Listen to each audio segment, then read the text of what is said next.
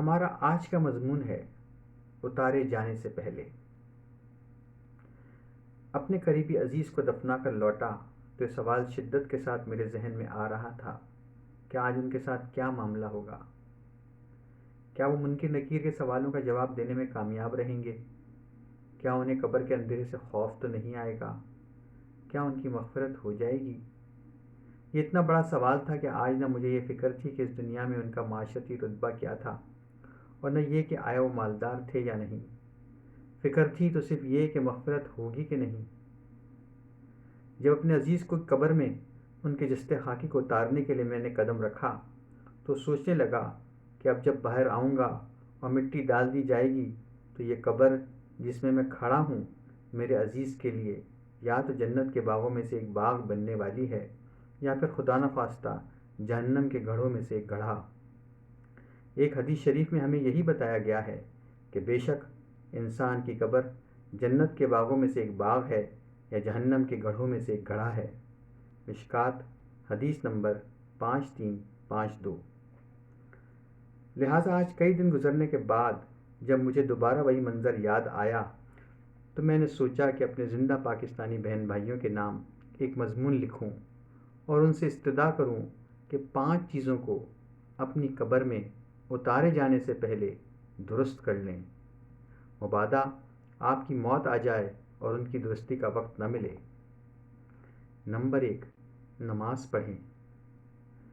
5 وقتہ نماز کا پڑھنا انتہائی ضروری ہے، اس لیے کہ قبر میں نماز کا سوال ہونا ہے۔ ایمان کے بعد افضل ترین عبادت نماز ہے۔ کیا ہوگا اگر خدا نخواستہ ہم نے نمازیں نہ پڑھی ہوں؟ سوچیں، آخر ہم کیا جواب دے سکیں گے؟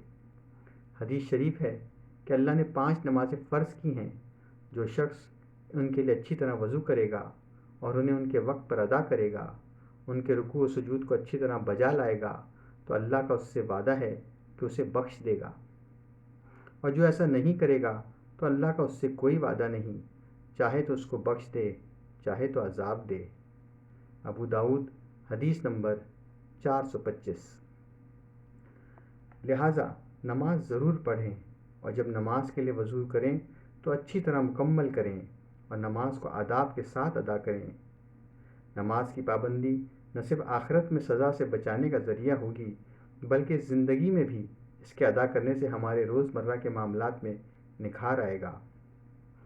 آپ صلی اللہ علیہ وسلم کے ارشاد کے مطابق نیند سے اٹھ کر اللہ کو یاد کرنے، وضو کرنے اور نماز پڑھنے سے آدمی صبح کے وقت چاق و چوبند خوش مزاج ہوتا ہے، ورنہ سست اور برے دل کے ساتھ ہوتا ہے۔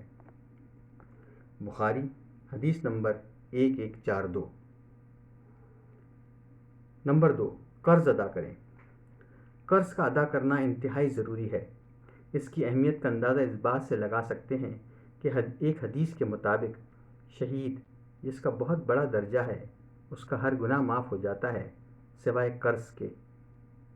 آپ صلی اللہ علیہ وسلم کا ارشاد ہے کہ اللہ کے نزدیک ان کبیرہ گناہوں کے بعد جن سے اللہ نے منع فرمایا ہے سب سے بڑا گناہ یہ ہے کہ آدمی مرے اور اس پر قرض ہو اور وہ کوئی ایسی چیز نہ چھوڑ جائے جس سے اس کا قرض ادا ہو۔ ابو داؤد حدیث نمبر 3342۔ لہٰذا نیت کیجیے کہ اگر آپ کے ذمے قرض ہے تو آپ اس کو ادا کریں گے۔ اس کے ادا کرنے کے لیے کوشش کیجیے، اس کو تھوڑا تھوڑا کر کے اگر یکمشت نہیں کر سکتے ادا کر دیجیے، مبادا موت آ جائے اور آپ کو اپنے رب کے سامنے مقروض حاضر ہونا پڑے۔ اسی طرح کسی کی کوئی امانت رکھی ہے تو اس کو ادا کر دیں۔ اگر ادا کرنے کا وقت ابھی نہیں آیا تو لکھ کر رکھیں یا گھر والوں کو بتا کر رکھیں، ایسا نہ ہو کہ آپ کی اچانک موت کے سبب اس کا آپ کے لواحقین کو پتہ نہ چل سکے اور وہ امانت ادا ہونے سے رہ جائے۔ نمبر 3، قطع رحمی و ناراضگی کو ختم کیجیے۔ باہمی ناراضگیوں کے متعلق سوچیں۔ کوئی ناراض بہن بھائی یا رشتہ دار اگر کچھ سالوں سے نہیں ملا تو آپ ہی پہل کر لیجیے۔ غلطی کس سے نہیں ہوتی؟ غلطیاں کرنا عام بات ہے، خاص بات یہ ہے کہ اپنے بھائی کی غلطی کو معاف کر دیا جائے۔ تعلقات کے منقطع رکھنے میں ایک بوجھ ہے، خدا را اس بوجھ سے نجات حاصل کیجیے۔ قبر میں اتارے جانے سے پہلے ہلکے پھلکے ہو جائیے۔ آپ صلی اللہ علیہ وسلم کا ارشاد ہے، کسی مسلمان کے لیے جائز نہیں کہ وہ اپنے کسی مسلمان بھائی سے 3 دن سے زیادہ تعلق کاٹے کہ جب وہ ملیں تو یہ ایک طرف منہ پھیرے اور دوسرا دوسری طرف، اور دونوں میں اچھا وہ ہے جو سلام میں پہل کرے۔ بخاری حدیث نمبر 6237۔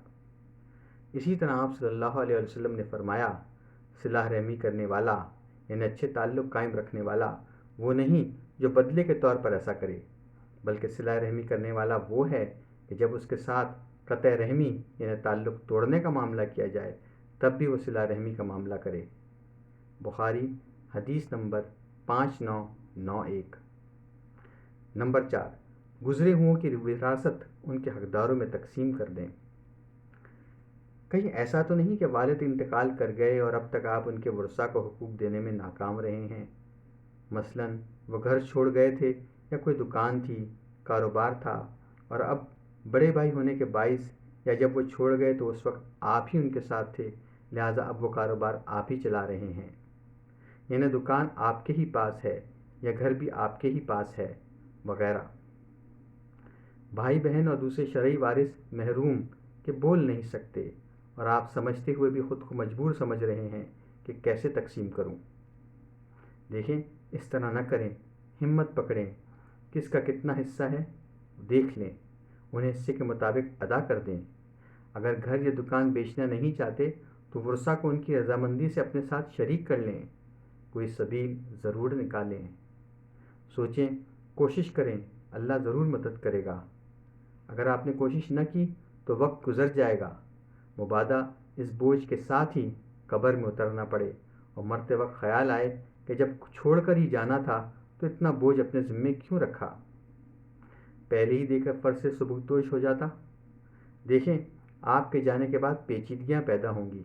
کبھی اندیشہ یہی ہے کہ اصل حقدار جو آپ کے والد کی جائیداد کے وارث تھے وہ محروم رہ جائیں اور آپ کا چھوڑا ہوا ان کے حصے کا مال جو اب آپ کے کسی کام کا نہیں غیر حقداروں کے پاس منتقل ہو کر آپ کی گردن کا طوق بن جائے۔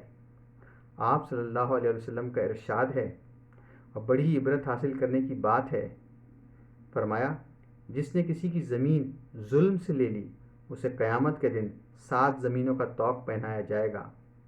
بخاری شریف حدیث نمبر 2452۔ قرآن کریم میں ارشاد باری تعالیٰ ہے، جو لوگ ناحق ظلم سے یتیموں کا مال کھاتے ہیں وہ اپنے پیٹ میں آگ ہی بھر رہے ہیں اور عنقریب وہ جہنم میں جائیں گے۔ سورہ نساء آیت نمبر 10۔ اسی طرح حدیث نبوی ہے، جس شخص نے ناحق کسی کی زمین کا تھوڑا سا حصہ بھی لے لیا تو قیامت کے دن اسے 7 زمینوں تک دھسا دیا جائے گا۔ بخاری حدیث نمبر 2454۔ نمبر 5، بچوں کی صحیح خطوط پر تربیت کر کے جائیں۔ 5واں اور اہم کام اولاد کی تربیت ہے۔ مبادا آپ کی آنکھیں بند ہو جائیں اور آپ ایسی اولاد چھوڑ جائیں جو معاشرے پر بوجھ ہو، جسے حلال حرام کا فرق معلوم نہ ہو، لوگوں کے حقوق کا علم نہ ہو، بد اخلاق ہو، قطع رحم یعنی تعلقات توڑنے والی ہو، جس میں خود اعتمادی کا فقدان ہو، اللہ پر بھروسے کے فن سے ناآشنا ہو، چھوٹے بہن بھائیوں کا خیال رکھنے سے عاری ہو، آپ کے بعد اپنی ذمہ داری کو سمجھنے سے قاصر ہو، ماں کی نافرمان ہو، بے نمازی ہو۔ آج آپ زندہ ہیں، خدا را ان کی اچھی خطوط پر تربیت کر لیجئے، انہیں وقت دیجئے، قبر میں اتارے جانے سے پہلے اطمینان کر لیں کہ اولاد کی تربیت اچھے طریقے پر کر لی ہے، ورنہ آپ کے مرنے کے بعد مسائل کے انبار ہوں گے، گھر والوں کے لیے بھی اور معاشرے کے لیے بھی، اور یوں قبر میں اپنی ذمہ داری ادا نہ کرنے کی بدولت نہ صرف سزا کا سامنا ہوگا بلکہ غم و حسرت کے جذبات میں بھی آپ گھرے رہیں گے۔ ابھی وقت ہے، اولاد کو وقت دیجیے اور ان کی اچھی تربیت کیجیے۔ رسول اللہ صلی اللہ علیہ وسلم نے فرمایا، جب انسان فوت ہو جائے تو اس کے عمل کا سلسلہ ختم ہو جاتا ہے، سوائے 3 اعمال کے وہ منقطع نہیں ہوتے۔ وہ یہ ہیں، صدقہ جاریہ یا ایسا علم جس سے فائدہ اٹھایا جائے، یا نیک اولاد جو اس کے لیے دعا کرتی ہو۔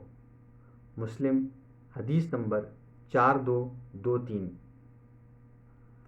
اپنے بہن بھائیوں سے یہ چند گزارشات تھیں، آخر میں دعا ہے کہ کہ اللہ ہماری ان ذمہ داریوں کا ہماری قبر میں اتارے جانے سے پہلے احسن طریقے سے ادا کرنے کی توفیق عطا فرمائے۔